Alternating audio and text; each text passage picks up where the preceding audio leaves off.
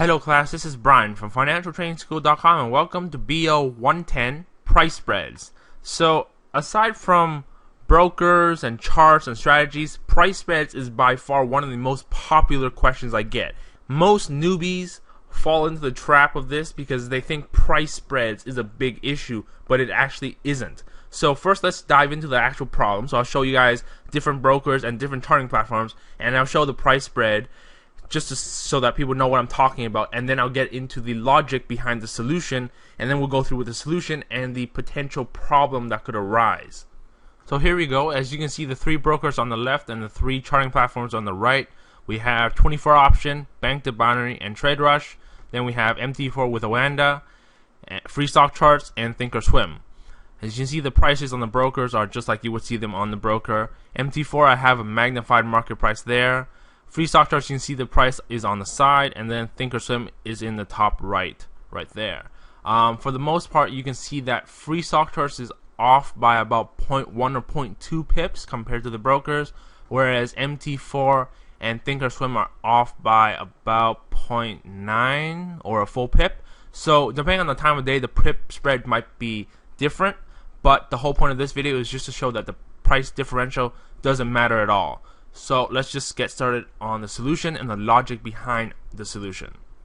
So like I mentioned in the beginning of the video, this is by far one of the most popular questions I get. And as new traders, I don't blame you guys, because when I was a new trader, I used to wonder, why isn't the price on the broker the same as the charting platform?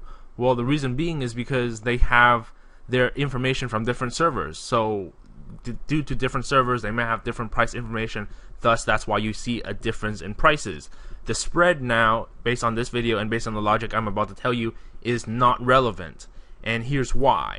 So I'm just going to illustrate this in Paint rather than actually do this on a PowerPoint because it's easier in Paint. Let's say we have a candle. So I'm going to compare 24 option and Oanda, for example, because this is based on the charts I showed you previously. There's about a 1 pip spread versus the 0.1 pip spread on Free Stock Chart. So I need the 1 pip spread there just to illustrate it so that it's clear. So let's say on 24 option, the candle opens. Let's say it opens like this. So now on MT4, if we draw a line across at the open price, and on MT4, instead of opening at this price, we open at, say, a higher price by the 1 pip spread that we saw previously. So it looks something like that. So let's say the spread is 1 pip. And let's say it's constant, and this is a key to the logic here. So let's say we're trading for 15-minute expiries, and these are 5-minute bars. So this is 1 bar, and then we're going to draw another bar, say something like this, and then say another one like this. So let's say this one goes down slightly, and it ends like that. So now this one, basically, as if the logic holds, we're going to have this same scenario except on this side. So that, I'm just going to copy it over, so that we have something that looks like this. About there. So this is 15-minute expiries. As you can see, we entered on here, and the price is lower than this one. And so this is the chart. And we expire here. And this expiry is still lower than the chart price. So the logic is, as long as the price spread is constant, then you should win no matter what. It doesn't matter. It's not relevant.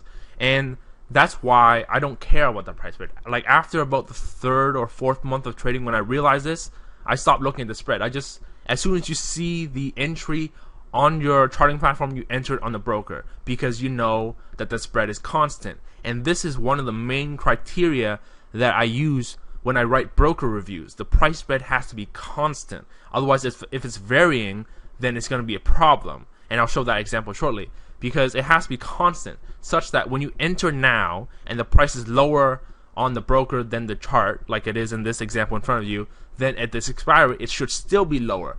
Thus, when you expire, you should win if you pick the right direction, because the spread is constant. If you entered here for a call and it's lower than the market price, and then you expire here and this is still lower than the market price, then you should win, because that's just logical, because the spread is the same.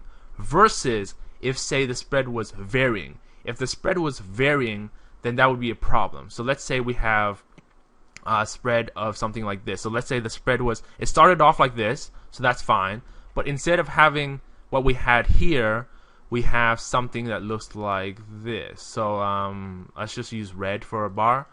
So let's say it went up, so it went up, and then it started changing the spread. So here the spread is a little different, and then here, instead of going down to there, it drops, say it goes something like this.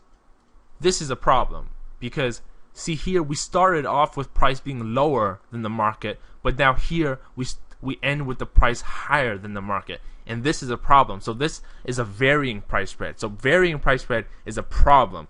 So that's why when I pick my brokers to recommend, I recommend the brokers that have a constant price spread, or at least overall on average it is constant. It might vary, fluctuate by like 0.1 pips from time to time, up and down, but it's overall it's constant. So it's good enough compared to some brokers which are up and down all the time. So they're up 2 pips and down 2 pips and up 3 pips or down 5 pips or something, and it's just weird. Those volatile brokers, I don't recommend them, because you don't know. You're gambling with those people, because you're not only trading on your own beliefs on the markets, you're trading the broker itself, because what if they give you a wrong price? Then that's a problem. So that's the first logic behind this.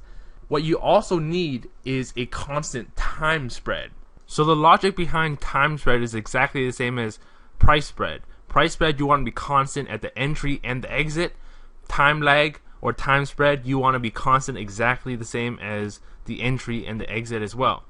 Because back in 2010 and 2011, this was a very prominent issue, because the earlier brokers, what they used to do was they would delay the expiry. So that was a very big issue, and back then when I wrote broker reviews, time lag or expiry lag or entry lag or whatever, if it took too long to enter a trade or to exit a trade, that was a very big criteria in one of my broker reviews, aside from price spreads. Because just like price spreads, you want to be constant, because if you enter a trade with a 1 second lag, you expect to expire with a 1 second lag. That way it's constant throughout.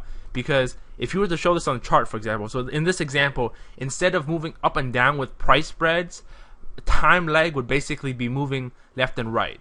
So we would do something like this. So instead of say we were going to expire at the end of this candle, but instead of doing this, we would say shift this by shifting it to the left, and then such that the next candle, so this white line is where we should have been expiring, but instead of having it expire at the red price, we expire at, say, something like it goes like this. It goes down, so that it looks like this instead. So it looks like this. So this time lag is a big issue, because we should have expired at this candle. If we don't expire at this candle where we're supposed to, and we get this one instead, we would have lost.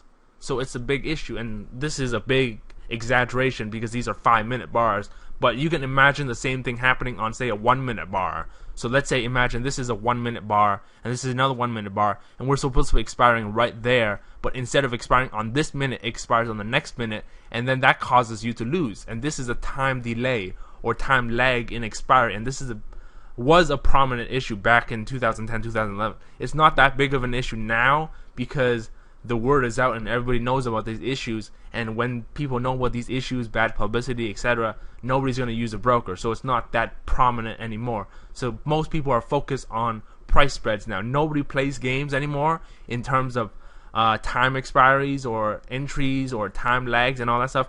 Most brokers, if they do play games, it's based on price spreads now. So that's the logic behind the whole price spread ordeal.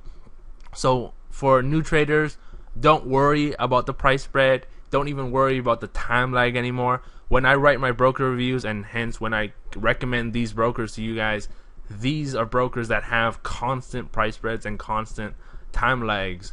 So everything's constant, so that you just enter it as if you're trading on the chart on the broker, and then you'll be fine, because it's going to expire on time.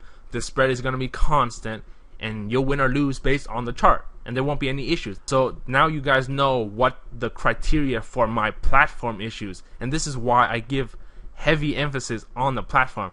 I don't really care that much about customer service or even withdrawal times. I care more about the platform issues, and this is why in my broker reviews compared to other broker reviews, I emphasize a lot on the platform issues. I care about the price spread. I care about the time lag. I care about the entry lag. I care about the entry delay, the expiry delay, the expiry lag. everything that could go wrong with the actual trade I care about. I don't care about like the money logistics that much, although that should be a concern.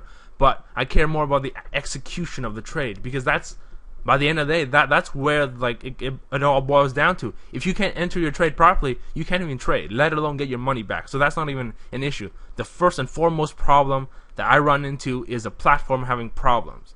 So now you guys know what I base my criteria on. But that's it for this lesson. As usual, my recommended brokers are 24 Option, Bank to Boundary, and Trade Rush.